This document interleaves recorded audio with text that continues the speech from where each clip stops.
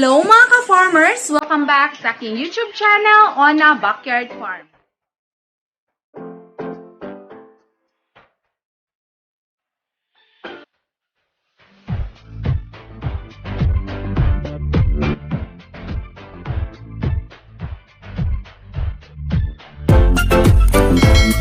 Today's video mga ka-farmers ay sasagutin natin ang isang katanungan ng isa nating subscriber na kung paano ba ang mag-start up ng small pig farm.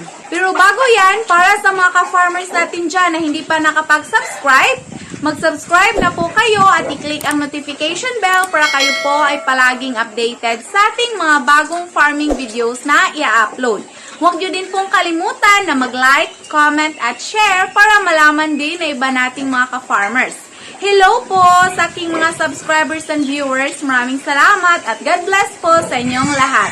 So, ngayon mga ka-farmers ay sasagutin natin ang isang katanungan ng isa nating subscriber kung paano ba ang mag-start ng small pig farm. So, mai-relate ko ito mga ka-farmers noong bagong-bago pa kami sa pagbababuyan. Kung wala pa tayong malaking puhunan mga ka-farmers para makapagsimula nitong pagbababuyan, so pwede po tayong magsimula ng 2 hanggang 3 baboy lamang. Ito yung ginagawa namin mga ka-farmers way back 2016. So bumili lang kami ng 3 baboy na pang fattening. So doon po nagsisimula ang lahat. Then, nang may benta namin ang aming panimulang 3 baboy mga ka-farmers, nakabili na kami ng mas maraming biik na aming pina-fattening. At nang magkaroon na kami ng sapat na pera, doon na po kami nagsimula na mag-aalaga ng baboy na pang-inahin. So, biik po yung binili namin mga ka-farmers. Pumili po kami ng magandang klase ng biik na pwedeng gawing inahin doon sa Siliman Farm. So, doon po nag-start na nagkakaroon kami ng inahin ngayon. So, kung gusto ninyong magsimula ng small pig farm, dapat nyo pong i-consider ang mga sumusunod. So, yung una nyong i-consider mga ka-farmers ay yung paglalagyan nyo ng kulungan or yung pagtatayuan nyo ng kulungan mga ka-farmers. Dapat din mga ka-farmers na merong sapat na supply ng tubig para sa panglinis ng kulungan at syempre pang-inom ng mga baboy mga ka-farmers. Ang ikalawa nating dapat i-consider mga ka-farmers ay dapat planuhin natin kung ano ba ang klaseng kulungan ang gagawin natin. Concrete ba o kawayan? Pero kung wala pa tayong sapat na pera mga ka-farmers na pambili ng mga materyales, lalo na ang concrete materials dahil medyo costly po siya, pwede po tayo sa kahoy o yung kawayan mga ka-farmers. Tulad ng sa tita ko po mga ka-farmers, yung expense niya, gumawa siya ng kulungan made of bamboos lang po mga ka-farmers. Nasa 4,100 po yung gastos niya. Po kasama yung sa labor dahil sila lang po yung gumagawa. So pwede pong ganun mga ka-farmers if ever gusto nyo munang gumawa ng small na kulungan ng baboy lang. Pero kung gusto nyo ng kulungan ng baboy mga ka-farmers na pang matagalan at pang isahang gastos lang, I would prefer na yung concrete materials directly po yung gawin ninyo.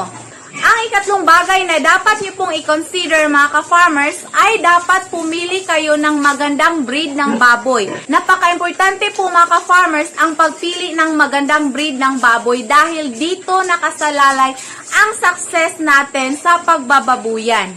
So, ang mga breed na dapat natin piliin mga ka-farmers ay yung mga hybrid tulad ng Dorok, Large White, Landrace at Pietrain. Dahil ito yung mga breed ng baboy mga ka-farmers na known na mabilis na lumalaki at bumibigat.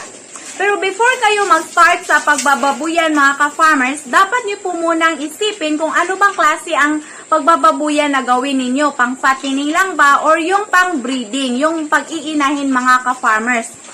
Nag-start kami sa pang-fattening, then hanggang sa naka-save kami ng pera mga ka-farmers, nag-start din kami sa pag-aalaga ng inahin. So, ipapakita ko po ngayon sa inyo mga ka-farmers kung paano ba yung pagsisimula namin sa aming mga kulungan at din yung mga baboy na nandito ngayon sa aming small piggery. So, meron kaming mga 5 inahin mga ka-farmers at meron kaming 4 na pina-fattening. So, ito po yung isa sa inahin natin mga ka-farmers. Nasa farrowing pen po siya. So, ito po yung farrowing area niya. Then, meron din kami isang farrowing dito. Dalawang farrowing po ang meron kami mga ka-farmers. So, kapag nagkakasabay silang manganak, itong 5, lalo na ngayon mga ka-farmers na sabay-sabay silang nagbuntis, gumagawa kami ng emergency na pang-farrowing dahil 2 lang po ang meron kami na ganito. Bali, medyo mahal din kasi yung bili namin nito dati mga farmers. Nasa 7,500 po yung isa. Pero maganda po yung pagkakagawa niya dahil meron siyang para sa mga biik. So, ipapakita ko po. So, ayan yung farrowing natin. So, meron talaga siyang area na para sa biik para hindi makalabas yung mga biik. At ito yung isa. So, medyo mahal yung bili namin nito dati. Pero iwan ko ngayon mga ka-farmers, baka nagmura na po ito. Nasa 7,500 pa po ang isa nito dati mga ka-farmers. Malaking tulong din kasi mga ka-farmers yung merong farrowing na ganito. So kung mag-start kayo ng pag-iinahin, mas mabuti po na meron talaga kayong farrowing crate or farrowing pen. Dahil pwede din ninyo na ilagay muna dito yung mga inahin ninyo habang nagbubuntis pa. Yan po ang ginagawa namin ngayon mga ka-farmers dahil occupied na po yung mga kulungan namin ng baboy dito. So, nagsisimula kasi kami mga ka-farmers sa 4 na kulungan lang. Then, nag-additional kami ng medyo mas malaki rito ng kwarto. So, 5 na po sila. Then, merong laman na pangpatinin yung dito sa medyo malaking kwarto mga ka-farmers. So, ito yung kwarto na nagiging additional natin mga ka-farmers. So, medyo malaki to. Kaya yung pinapatinin namin na 4 ay nandito sila dahil malaki yung space. Then, yung sa ibang kwarto, mga ka-farmers, makikita nyo, meron 1, 2, 3, 4. So, mga inahin na po yung nilalagay namin doon. Bali, 4 po yung inahin talaga namin. Then, merong isa na dumalaga, na buntis na rin ngayon. So, sabay-sabay po silang nagbubuntis ngayon, mga ka-farmers. Kaya, ang gagawin namin, kapag sabay-sabay din silang manganganak, of course, mga ka-farmers, sabay-sabay silang manganak this time dahil sabay-sabay silang napabulugan at nagbubuntis. So, ang gagawin namin ay meron kaming pang-emergency na farrowing. Gagawa kami ng pang-emergency na farrowing mga ka-farmers. So, mga tubo po yung nilalagay namin. Ine-screw lang po namin sa kwarto nila. So, ipapakita ko po sa inyo ngayon mga ka-farmers. Ilan nito mga ka-farmers, siya lang dito sa isang kulungan. At buntis siya, kapag manganak siya at occupied po yung farrowing crate namin, so ang gagawin namin, meron kaming pang emergency na farrowing. Yan. Kahoy siya at saka meron siyang tubo mga ka-farmers. Itong tubo, ini-screw po namin yan sa wall dito. So, gagamit po kami ng screw at ilalagay lang po namin sa kabila. Nasubukan na namin yan dati mga ka-farmers, kaya alam na po namin ang gagawin sa susunod na panganak nila if ever magkakasabay sila. Nasubukan na rin kasi namin na nagkakasabay na manganak yung 5 inahin namin dati. So, ganyan lang talaga mga ka-farmers if ever gusto nating mag-start ng small pig farm. So, diskarte lang po talaga ang kailangan. So, kami, nagsisimula kami sa 4 na kulungan, then meron kaming 3 baboy na binili dati. So, yun po yung pang-start namin hanggang sa nag-start na po kami ng mga pang-iinahin. So, nakabili na kami ng 2 farrowing crate and we plan mga ka-farmers na bibili ulit ng farrowing crate mga ka-farmers. Pero kailangan pa namin mag-additional ng area, ng cemented area kung saan pwede namin ilagay yung farrowing crate namin. So, para sa ating subscriber na nagtatanong kung paano pa ang mag-set up ng small pig farm, so pwede po kayong mag-start ng 2 hanggang sa 3 baboy para hindi naman po kayo medyo logi sa inyong feeds na ipapakain.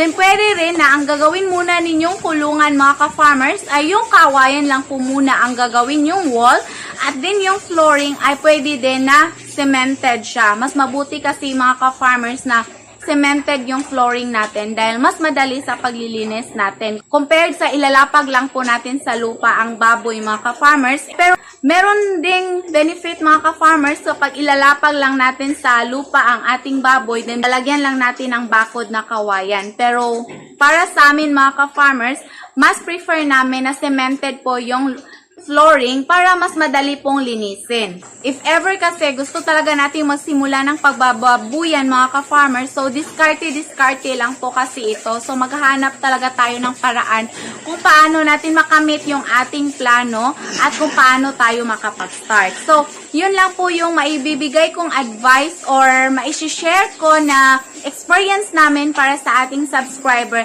na nagtatanong nito. So, yun lang po mga ka-farmers ang maishishare ko for today's video. Sana ay palagi ninyong subaybayan ang channel natin sa pamamagitan ng pag-subscribe at pag-click sa bell button para kayo po ay palaging updated sa ating mga bagong farming videos na i-upload. Huwag nyo din pong kalimutan na mag-like, comment, at share para malaman din na iba nating mga ka-farmers. Ating tandaan na tayong mga farmers ay dapat madiskarte at masipag upang magtagumpay sa ating negosyo. Sa kapwa po kababaihan, hindi po hadlang ang kasarian natin para gawin ang mag-farming. Layunin ko po na i-encourage kayo na mag-alaga ng kahit anumang hayop na pwedeng mapagkitaan. Maraming salamat po. God bless. Happy farming. Bye-bye.